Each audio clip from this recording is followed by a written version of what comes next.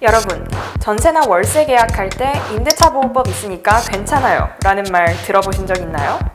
그런데 정말 이 법이 내 전세금을 완전히 지켜줄까요?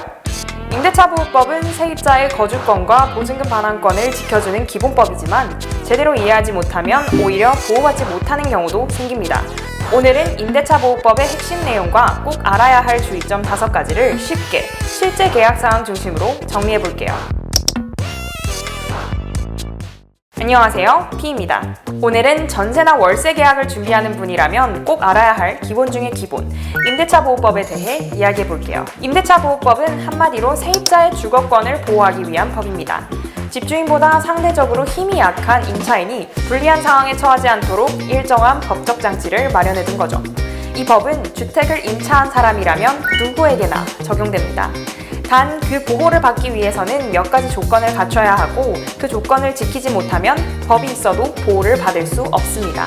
임대차 보호법의 핵심은 3가지로 나눌 수 있습니다. 대항력, 우선 변제권, 그리고 계약갱신 요구권입니다. 이 3가지를 제대로 알고 있느냐에 따라 전세금을 지킬 수 있느냐가 달라집니다.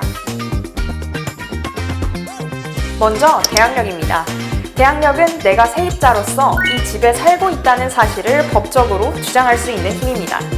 예를 들어 내가 전세로 들어온 집이 나중에 다른 사람에게 팔리거나 경매로 넘어가더라도 입주하고 전입신고까지 마쳤다면 이 집에서 계약기간이 끝날 때까지 살 권리가 있다고 주장할 수 있습니다.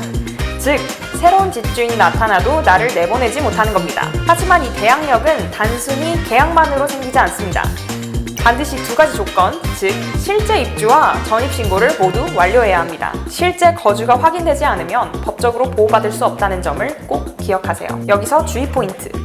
저번 영상에서 계약서에서 반드시 확인해야 할 것들 탑5를 알려드리면서 법적 소유와 실입주를 맞추는 것이 중요하다고 말했죠. 임대계약에서도 마찬가지입니다. 전입신고는 계약 당일 또는 잔금일 바로 다음 날까지 완료하는 게 가장 안전합니다. 계약만 하고 입주하지 않으면 대항력이 생기지 않기 때문인데요. 주소 이전만 하고 실제로 살지 않아도 마찬가지입니다. 거주 사실이 중요합니다. 예를 들어 볼게요. 보증금 1억짜리 전세 계약 후 입주를 늦췄는데 그 사이에 집이 경매로 넘어갔다면 입주 전입신고 전이라면 대항력이 생기지 않아서 보증금 돌려받기 어렵습니다. 2번째는 우선 변제권입니다. 이건 조금 더 나아간 단계예요. 대항력에 확정일자를 더하면 우선 변제권이 생깁니다. 확정일자는 동주민센터나 정부24 사이트에서 계약서 원본의 도장을 받으면 부여됩니다. 이 도장은 이 날짜에 이 계약이 체결되었다는 것을 공적으로 인정받는 절차예요.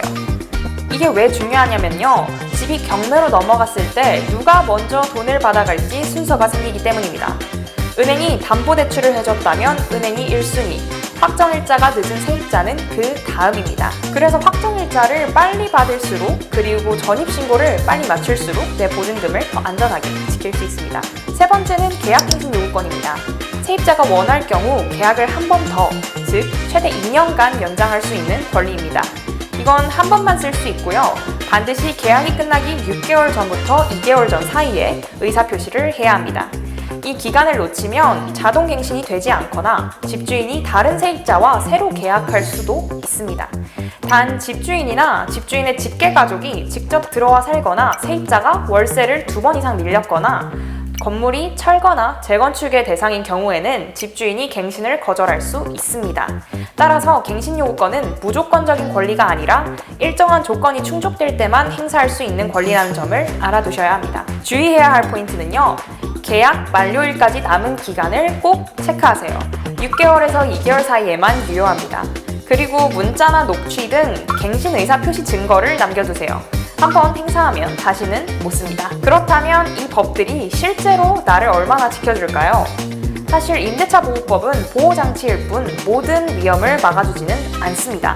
특히 전세 사기처럼 집주인이 여러 채를 담보로 대출을 받아둔 경우 보증금보다 선순위 근저당이 많다면 법이 있어도 내 돈을 지키기 어렵습니다.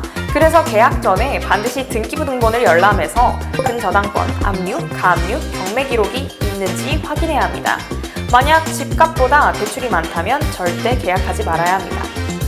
또한 전입신고와 확정일자를 마친 뒤에는 가능한 한 빨리 전세보증보험에 가입하는 게 안전합니다. 보증보험은 법적 권리 외에 실제 금전적 피해를 막을 수 있는 마지막 안전망이기 때문입니다.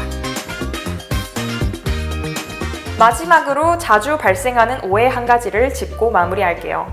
많은 분들이 임대차 보호법이 있으니 보증금은 무조건 돌려받는다고 생각하지만 이건 절반만 맞는 말입니다. 법이 보증금을 보호하는 게 아니라 내가 그 보호를 받을 요건을 갖춰야만 효력이 생깁니다. 입주, 전입신고, 확정일자, 그리고 보증보험 이 네 가지를 모두 갖춰야 비로소 안전망이 완성되는 겁니다. 정리하자면 임대차 보호법은 세입자의 권리를 지켜주는 법이지만 그 보호를 받기 위한 절차는 세입자 스스로 챙겨야 합니다. 법이 나를 지켜주는 게 아니라 내가 법의 조건을 완성해야 지켜진다는 말이죠. 오늘 이야기가 전세나 월세 계약을 준비하는 분들에게 내 권리를 스스로 점검하는 기준이 되었으면 좋겠습니다. 지금까지 피였습니다. 다음 시간에 만나요.